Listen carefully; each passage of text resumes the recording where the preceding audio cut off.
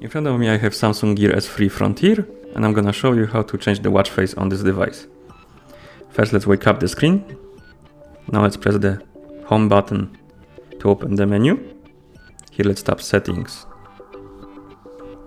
Now let's tap watch faces and styles.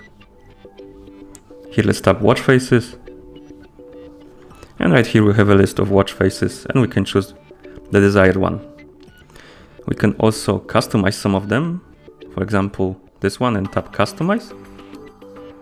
Now we can turn the bezel to change the color of the watch face. We can also swipe left and turn the bezel to change the widget type on the watch face.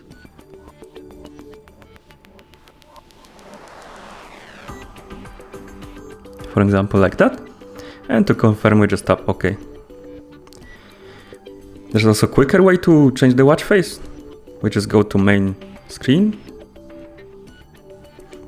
and touch and hold on it to bring up the watch face menu like that. And that should be all. If you found this video helpful, remember to subscribe to our channel and leave the like on the video.